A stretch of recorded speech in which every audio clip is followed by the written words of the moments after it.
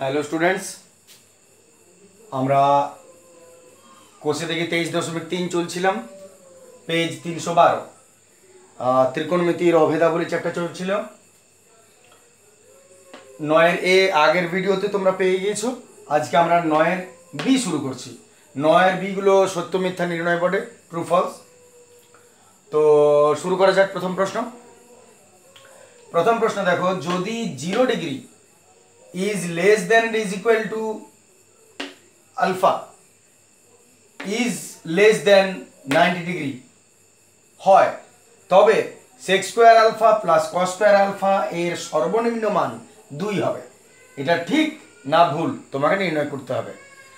আমরা যদি প্রথম স্টেপটা আসি এই অংশটা, তাহলে এটার মানে তো সাধারণ কথা একটা, যে 0 ডিগ্রির মান আলফার যে মানটা হবে সেটা যত ডিগ্রি হোক না কেন, সেটা 0 ডিগ্রি থেকে হয় বড় হবে অথবা সমান হবে, আর না হলে 90 ডিগ্রি থেকে সেটা ছোট হবে। কার্যক্ষেত্রে আমাদের প্রশ্নের ব্যবহারটা বিশেষ থাকে না। এইটা দিয়ে আমরা শুরু করছি।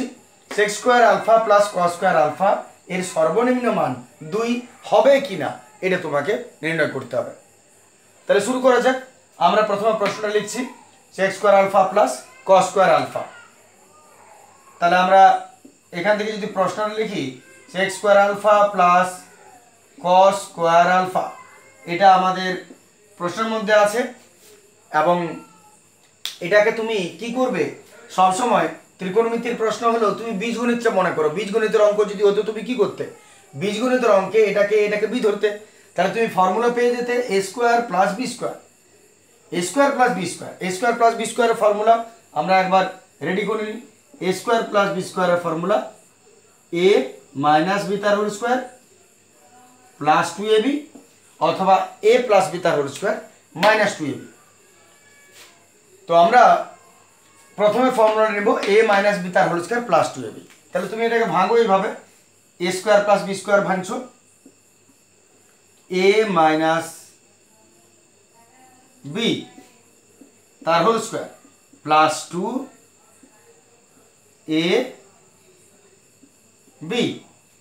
দেখে না ফর্মুলা, এ স্কোয়ার প্লাস বি স্কোয়ার এ মাইনাস বি তার হোল স্কোয়ার প্লাস 2ab। দু লাইনের অঙ্ক, বিশেষ কিছু না। এটা করার পর এরপর এই যে পোরশনটা, যে কোনো পূর্ণবর্গ রাশি, পূর্ণবর্গ বলতে কাকে বোঝায়, হোল স্কোয়ারকে। সেটা প্লাস হতে পারে, সেটা মাইনাস হতে পারে। হোল স্কোয়ারকে যেমন এ প্লাস বি তার হোল স্কোয়ার, 5 প্লাস 4 তার হোল স্কোয়ার, 3 মাইনাস 2 তার হোল স্কোয়ার। এটা পূর্ণবর্গ। যে কোনো পূর্ণবর্গ রাশির সর্বনিম্ন মান 0 হয়, এটা তোমার মাথায় রাখতে হবে। যে কোনো পূর্ণবর্গ রাশির সর্বনিম্ন মান 0 হয়। যদি সেটা হয় তাহলে তুমি এর বদলে এই যে এটা পূর্ণবর্গ একটা রাশি হোল স্কোয়ার, এর মান তুমি 0 লিখতে পারো। আর প্লাস যেটা আছে আমরা রেখে নিচ্ছি 2 sec alpha into cos alpha. এটা কেন 0 করলাম তুমি কারণ দেখিয়ে দেবে। যেহেতু যে কোনো পূর্ণ বর্গ সংখ্যার সর্বনিম্ন মান 0 হয়, সেই সূত্রে আমরা হোল স্কোয়ার পেলাম 0 লিখতে পারি আমরা। যখন তোমাকে সর্বনিম্ন মানের কথা বলবে তখন তুমি সর্বনিম্ন মান যে কোনো জিনিসে তুমি যদি জানো সেটা তুমি লিখতে পারো। তাই আমরা এটা 0 লিখলাম। এরপর এর তো আর কোনো ভ্যালু রইল না, তোমার হাতে রইল এটা 2 sec আলফা ইন্টু cos আছে। cos কার উল্টো, সেকের উল্টো, আর sec cosের উল্টো। তাহলে সেকটাকে 1/cos করো, নাহলে cosটাকে 1/sec করো, এটা একে অপরে কেটে যাবে। তাহলে cosকে আমি 1/sec করে দিলাম। তাতে কি হচ্ছে, sec কেটে যাচ্ছে, সমান কত পড়ে রয়েছে তোমার 2 পড়ে রয়েছে। তাহলে দেখো এর সর্বনিম্ন মান কত বেরোলো, 2 বেরোলো। তার মানে সত্য না মিথ্যা বলবে, এটা সত্য, অবশ্যই সত্য। বাস এইটুকু ছিল প্রথম প্রশ্ন। চলে আসছে আমরা দ্বিতীয় প্রশ্নতে। এবারে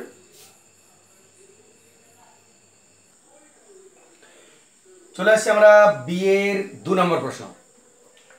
cos 0 degree into cos 1 degree into cos 2 degree into cos 3 degree into cos 4 cos 5 cos 6 ইত্যাদি করতে করতে cos 90 ডিগ্রি পর্যন্ত পৌঁছে গেছে। এর মান হবে 1। ঠিক না ভুল? ট্রু ফলস কোনো অসুবিধাই নেই, কয়েন নিয়ে যাবে, টস করে দেবে, ট্রু বা ফলস, হেড আর টেল সব সময়।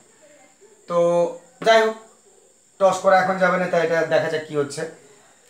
আমরা যদি মানগুলো বসাই, cos 0 ডিগ্রি আছে, তো cos 0 degree into cos 1 degree into cos 2 degree into cos 3 degree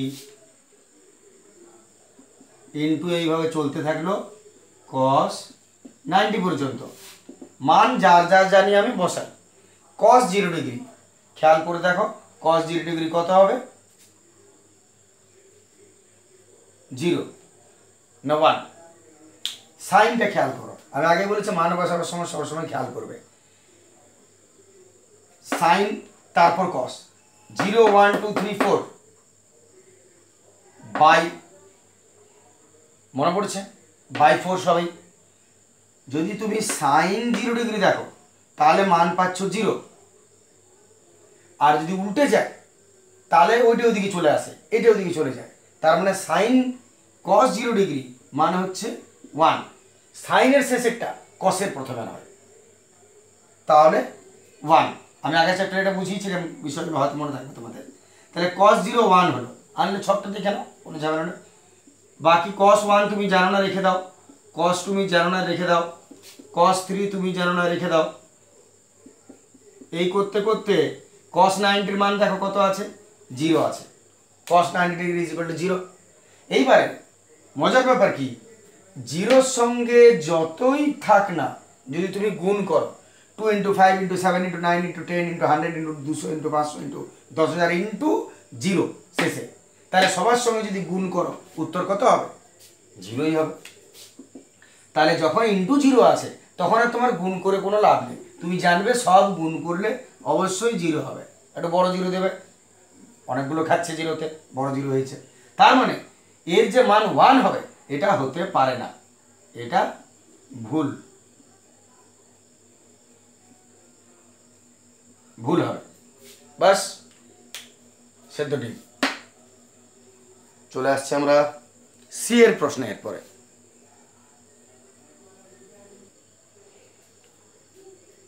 চলে আসছে আমরা 9-এর প্রশ্ন। 9-এর সি শূন্যস্থান পূর্ণ বলেছে, ফিল ইন দ্য ব্ল্যাঙ্কস। প্রথম প্রশ্ন, 4/sec² theta plus 1/1 plus cot² theta plus 3 sin² theta is equal two what? কি বলছে বার করতে? দেখা যাক, খুব সাদামাটা প্রশ্ন। তোমাকে ত্রিকোণমিতির এই ধরনের অঙ্ক সলভ করতে গেলে ফর্মুলাগুলো অন্তত মাথায় রাখতে হবে। জাস্ট একটু ফর্মুলাগুলো মাথায় রাখবে এবং নিজেই বুঝতে পারবে কোনটার সঙ্গে কী করা যেতে পারে। যেমন দেখো, আমরা যদি এটাতে নামি 4, আচ্ছা sec² থিটা আছে, 4/sec² থিটাকে আমি যদি আলাদা করে দিই, লিখতে পারো এইভাবে, গুণ করলে 4 × 4ই পাবে। আবশ্যক নেই লাইনটা লিখে, তুমি ডাইরেক্ট করতে পারো, কিন্তু আমি একটা লাইন লিখে বোঝাচ্ছি কথাটা। তাহলে আমি 1 আলাদা করে দিলাম, 4কে আমি আলাদা করে সামনে এনে দিলাম, আর এখানে 1/sec করে দিলাম। 4 × 4/secই হচ্ছে ওটা। কেন করলাম? কারণ সেকের উল্টো যে তাকে দিবার জন্য করলাম। প্লাস 1 প্লাস cot² থিটা কত হয়? 1 প্লাস cot² থিটা কত হয়? আমরা যদি ফর্মুলাটা খেয়াল করি তাহলে তুমি খেয়াল করো, 3টা ফর্মুলার কথা ছিল। sin² theta plus cos² theta is equal to 1, sec² theta minus tan² theta is equal to 1, আর cosec² theta minus cot² theta is equal to 1। তাহলে এইটার জন্য আমি কি করব? ওই ফর্মুলাটা বেছে নেব, cosec² theta minus cot² theta is equal to 1। এই যে ফর্মুলাটা, আমি যদি এটা cotকে ট্রান্সফার করি তাহলে দেখো এটার সঙ্গে মিলছে। আমি যদি cotকে ওদিকে ট্রান্সফার করে দিই কী পাবে? এতে cosec² থিটা সমান 1 plus cot² theta, 1 plus cot² theta. তাহলে 1 প্লাস cot² থিটার জায়গায় আমি কত লিখব? cosec² থিটা, cosec² থিটা, আর প্লাস 3 sin² থিটা। ওটা যেমন আছে ধর লক্ষণ থাকলো। এরপর তুমি 1/secটাকে উল্টিয়ে নাও। আমরা জানি যে একে অপরের উল্টোকে আমরা উল্টিয়ে লিখতে পারি। যদি ডাউট থাকে আমি একটু বলে নিই, যেমন সাইনের উল্টো কসেক, যদি সাইনের উল্টো কসেক হয় তাহলে সাইন থিটা সমান 1/cosec লিখতে পারো, আবার cosec থিটা সমান 1/sin থিটা লিখতে পারো। এটাই একে অপরের উল্টা হওয়ার সুবিধা। তাহলে সেকের উল্টো কে বলে cos, তাহলে cos কে তুমি 1/sec লিখতে পারো, আবার 1/sec কে তুমি cos লিখতে পারো। তাহলে আমরা এখানে ওই কাজটাই করব, 1/sec যখন আছে সেটাকে আমি কি করে দেব, cos করব। আর যে স্কোয়ার আছে ওটা তো উড়ে যাবে না, ওটা থেকে গেল। তাহলে 1/sec হলো cos থিটা, স্কোয়ারটা স্কোয়ারের জায়গায় রইল, আর প্লাস 1/cosec, 1/cosecটা কার উল্টো বটে ভেবে দেখো, cosecটা সাইনের উল্টো। তাহলে 1/cosec যদি হয় তাহলে সাইন হয়ে গেল, এটা সাইন, আর স্কোয়ার তো আছে উড়ে যাবে না, সাইন স্কোয়ার থিটা। আর এরপরে যেটা আছে এটা থাক। তাহলে sec কে আমি cos করে দিলাম, 1/sec কে cos করলাম, 1/cosec কে সাইন করে দিলাম, উল্টো উল্টো উল্টে গেল এবং এটা রয়ে গেল। এরপর রাস্তাটা ঠিক খুঁজে পেয়ে যাবে। এবারে কি হচ্ছে, 3টা সাইন স্কোয়ার থিটা, একটা সাইন স্কোয়ার থিটা যোগ হচ্ছে, তাহলে হয়ে গেল 4টা সাইন স্কোয়ার থিটা। এরপর 4 4 কমন চলে গেল, পড়ে রইল cos square theta plus sine square theta, cos square theta plus sine square theta. এত 4 4 এর জায়গায় রইল, আর cos square theta plus sine square theta সমান কত হয়, 1 হয়। তার মানে আমাদের উত্তর হলো 4 একে 4। এতএব এর মান কত হলো, 4। এটা আমাদের উত্তর। যদি মেবি কোনো জায়গায় অসুবিধা বলে মনে হয়, তোমার যদি মনে হয় কিনা আমার এই জায়গাটা মনে থাকবে না, হয়তো মনে হচ্ছে এরকম মনে কমকে হতে পারে যে আমার এই জায়গাটা মনে থাকবে না, তোমার নিয়ম হচ্ছে তুমি একটা আলাদা খাতা করো, বা কোশ্চেনগুলোতে যেগুলো প্র্যাকটিস করছো একটা কোনো আইডেন্টিফিকেশন মার্কস দিয়ে রাখো, যে এই জায়গাটা আমি ভুলে যাব। তুমি আজ একবার প্র্যাকটিস করো, তুমি 5 দিন পর আরেকবার নিয়ে বসো এবং ওটাকে একবার করে নাও প্র্যাকটিস। যদি ভুলে গেছো একবার চেক করো, আরেকবার করে নাও। যদি দেখো মনে এসে গেছে তাহলে তুমি আরও 5 দিন পর আরেকবার নিয়ে বসো, বাস তুমি দেখবে আর তোমাকে নিয়ে বসতে হবে না, তোমার অন্তত 2 মাস তোমার ওটা মনে থেকে যাবে। একটু প্র্যাকটিস দরকার, যে কোনো ক্ষেত্রে একটু প্র্যাকটিস দরকার। চলে আসছে আমরা পরের প্রশ্ন।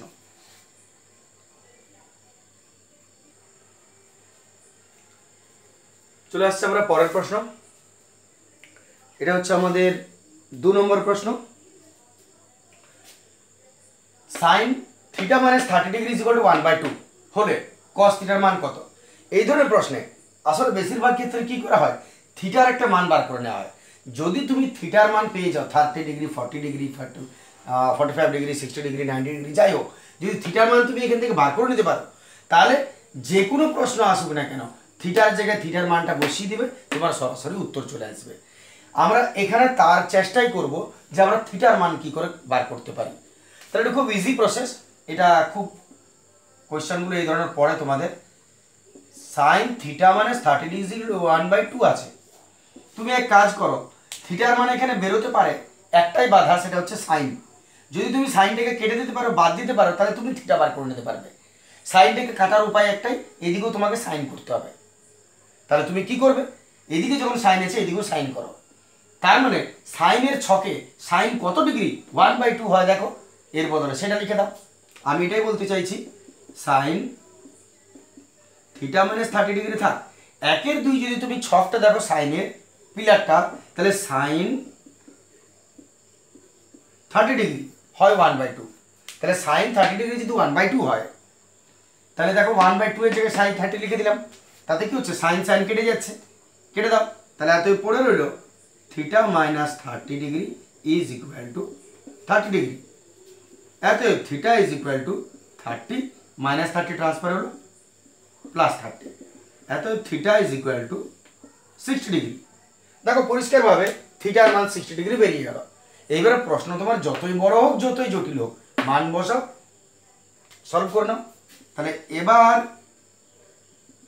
প্রশ্ন লিখছি আমরা cos থিটা, তার মানে cos থিটার জায়গায় কত লিখবো 60 ডিগ্রি।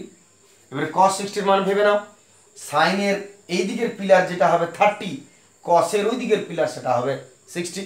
তাহলে cos 30 যা সাইন 30 যা cos 60 টা, তার মানে কত হবে 1/2। তো cos 60 ডিগ্রি 1/2, এটাই বলেছিল বার করতে। তাহলে শূন্যস্থান হচ্ছে cos 30 সমান 1/2। এটাই উত্তর হয়ে যাবে। চলে আসছে আমরা পরের প্রশ্নে। চলে আসছে আমরা তিনের প্রশ্ন। তিনের প্রশ্ন খুবই সহজ। cos square theta minus sine square theta is equal two 1/2 হলে cos two the power 4 theta minus sine 4 থিটার মান বার করতে বলেছে। বীজগণিতের অঙ্ক তুমি মনে করো, যদি তোমাকে a স্কোয়ার মাইনাস বি স্কোয়ারের মান দেওয়া থাকে এবং a to the power 4 minus B to the power 4 মান বার করতে বলে, তাহলে নিশ্চয়ই তুমি প্রথমে টু দি পাওয়ার 4 কে ভাঙবে। যেমন আমি যদি a টু দি পাওয়ার 4 থাকে তাহলে আমরা কেমন করি, a স্কোয়ার বাইরে স্কোয়ার করি। এই কাজটাই তুমি এখানে করো। আমি এটাকেই নিচ্ছি প্রথমে প্রশ্নটাকে আমরা লিখছি cos 4 theta minus sin two the power 4 theta. তাহলে আমি যদি ওইটা করতে চাই তাহলে cos স্কোয়ার থিটা আর বাইরে স্কোয়ার, তেমনি sin স্কোয়ার থিটা আর বাইরে স্কোয়ার দিয়ে দিব। তাহলে নিশ্চয়ই তুমি ফর্মুলা ভাঙতে পারো a square minus B square. তাহলে স্কোয়ার মাইনাস বি স্কোয়ারের ফর্মুলা আমরা ভেঙে নিচ্ছি। a স্কোয়ার মাইনাস বি স্কোয়ারের ফর্মুলা ছিল a plus B into a minus B. তাহলে এটা প্লাস বি ইন্টু এটা minus B, a plus B into a minus B. দেখে নাও ফর্মুলা আমি ভেঙে নিলাম, a square minus B square a plus B into a minus B. এইবারে cos square theta plus sin square theta formula জানি আমরা, sin square theta plus cos square theta is equal to 1। তাহলে এটা কি হবে, cos square theta plus sin square থিটার মান 1 হয়ে যাবে। আর এর মান তো তোমাকে দেওয়াই আছে, দেখো 1/2। এবার এর মান যখন বসিয়েছো লিখে দাও, যেহেতু cos square theta plus sin square theta is equal to 1 হয়, তাহলে এর জায়গায় 1 হয়েছে, এর মান তো 1/2 দেওয়াই আছে। এত গুণ করলে 1/2 হচ্ছে উত্তর। বাস এটাই উত্তর, এর মান হচ্ছে 1/2। কাজ শেষ হয়ে গেল।